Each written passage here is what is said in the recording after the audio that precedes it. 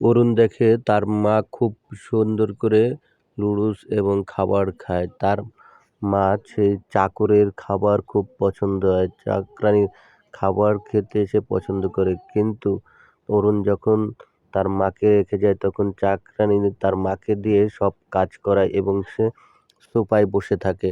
বসে সে রানীর মতো করে। আর যখনই অরুণ আর তার স্ত্রী ঘরে আসে তখনই সে তার মাকে সুন্দর করে রাখে এবং চোখ রাঙিয়ে বলে যে, "তুমি যা করো সেটা ঠিক নয়।" তখন তার মা ভয়ে কিচ্ছু বলে না তার ছেলেকে। অরুণ চলে যাওয়ার সাথে তার মাকে ধাক্কা দিয়ে ফেলে দেয় এবং শাকগুলি হাত থেকে ফেলে দেয় এবং বলে এবং তার মাকে মারে। তখন অরুণ যখন ঘরে ফিরে আসে তখন দেখে তার মা শাক কুটতেছে এবং সে চাকরানী তখন কান্নার ভাব করে। তারপরে আবার তারা যখন চলে যায় তখন তার মার সব খাবার চাকরানী খেয়ে ফেলে। এভাবেই তারা তার মাকে অত্যাচার করতে থাকে।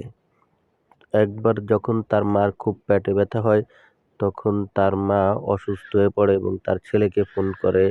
তখন ভিডিও কলে যখন দেখতে যায় তখনই সেই মুহূর্তে চাকরানী তার সামনে চলে আসে এবং কান্না করে বলে যে, "মা হয়েছে।" তখন সে মাকে খেতে দেয় এবং জুস খেতে দেয়, সেটা আবার ভিডিও কলে তাকে দেখায় এবং তার মা যখন বলতে যায় তখন চাকরানী কিছুই বলতে দেয় না এবং সে শুনতে পায় এবং তাকে সবকিছু বলে যে তার মা শরীর ঠিক নয়, তাকে ডাক্তার দেখাতে। কিন্তু চাকরানী সেটা শোনে না।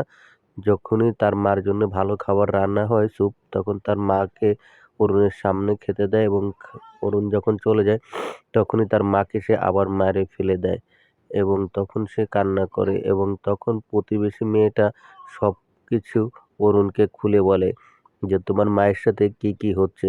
তখন তারা দ্রুত বাসায় আসে এবং চাকরানীকে ধরার চেষ্টা করে। দৌড়ে যখন বাসায় আসে তখন দেখে তার মাকে সে মারছে চাকরানী।